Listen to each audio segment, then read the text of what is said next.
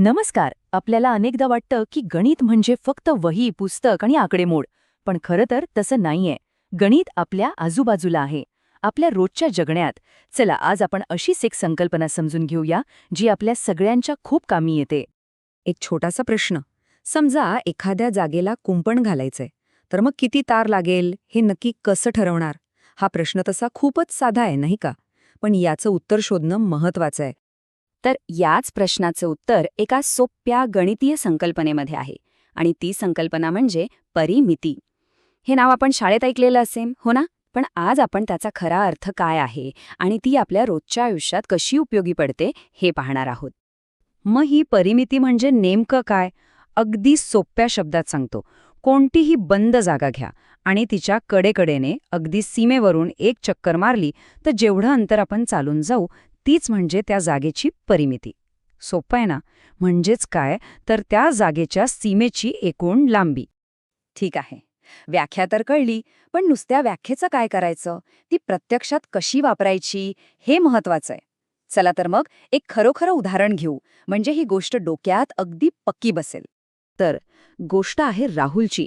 त्याला त्याच्या पार्किंगच्या जागेभोवती कुंपण घालायचंय. हीच आहे आपली आजची समस्या आणि यावरच आपण काम करणार आहोत. आता राहुलची जी पार्किंगची जागा आहे तिचा आकार आहे आयताकृती. आणि हो, हे लक्षात ठेवणं खूप महत्वाचं आहे की कोणत्याही जागेची परिमिती काढायची असेल तर तिचा आकार आपल्याला माहिती हवा.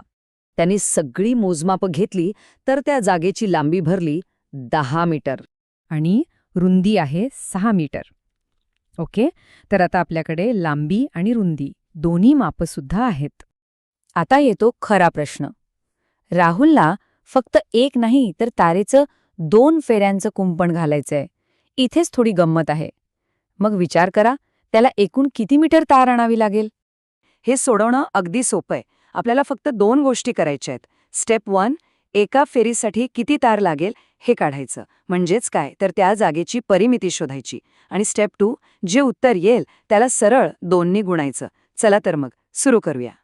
ओके, तर सगळ्यात आधी आपण फक्त एका फेरीचा विचार करूया. म्हणजे त्या आयताकृती पार्किंगची परिमिती काढूया. यातून आपल्याला एका फेरीत किती तार लागेल हे लगेच कळेल. आता आयताची परिमिती काढायला एक खूप सोपं सूत्र आहे. एक प्रकारचा फॉर्म्युलाच आहे. तो म्हणजे 2 गुणिले कंसात लांबी अधिक रुंदी. हे सूत्र लक्षात ठेवलं ना की असे हिशोब चुटकीसरशी होतात. चला मग या सूत्रात आपल्याकडची मापं टाकूया. लांबी आहे 10 मीटर आणि रुंदी आहे 6 मीटर. म्हणजे समीकरण काय झालं?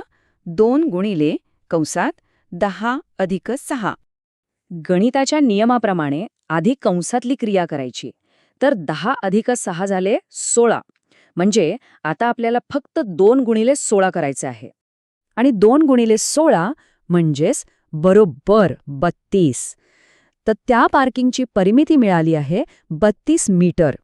याचा सरळ सरळ अर्थ असा होतो की कुंपणाचा एक फेरा पूर्ण करायला राहुलला बरोबर 32 मीटर तार लागेल.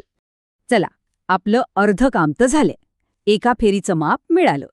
आता शेवटची आणि सगळ्यात सोपी पायरी. 2 फेऱ्यांसाठी किती तार लागेल हे काढूया.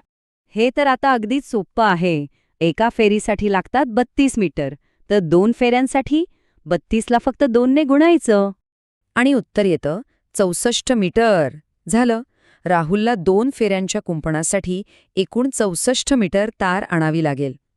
पाहिलं, एका साध्या सूत्राने त्याचा किती मोठा प्रश्न सोपा करून टाकला? तर मग या सगळ्या उदाहरणातून आपण नक्की काय शिकलो? यातला सगळ्यात महत्त्वाचा मुद्दा कोणता आहे जो आपण लक्षात ठेवायला हवा? यातून आपल्याला 3 महत्त्वाचे मुद्दे मिळतात. पहिला, परिमिती म्हणजे फक्त एक पुस्तकातला शब्द नाही, तर कोणत्याही जागेची बाहेरची सीमा मोजण्याचं एक खरं साधन आहे. दुसरा मुद्दा, याचा उपयोग फक्त कुंपण घालायला होत नाही.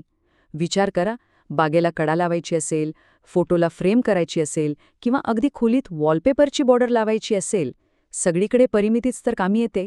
आणि तिसरा, सगळ्यात महत्त्वाचा मुद्दा, गणित हे आपल्याला रोजच्या आयुष्यातले प्रश्न सोडवण्यासाठी किती मदत करतं हेच यातून सिद्ध होतं. म्हणून हे नेहमी लक्षात ठेवायला हवं की गणित म्हणजे फक्त प्रश्न आणि उत्तरं नाहीत. ते आपल्या घरात, बागेत, मैदानावर सगळीकडे आहे. आपले जगण्याचाच तो एक महत्त्वाचा भाग आहे. आता जाता जाता एक छोटा विचार. या सगळ्या माहितीनंतर घरात किंवा आपल्या आजूबाजूला अशी कोणती ठिकाणं किंवा वस्तू आठवतात जिथे आपण परिमितीची ही संकल्पना वापरू शकतो? नक्की विचार करा.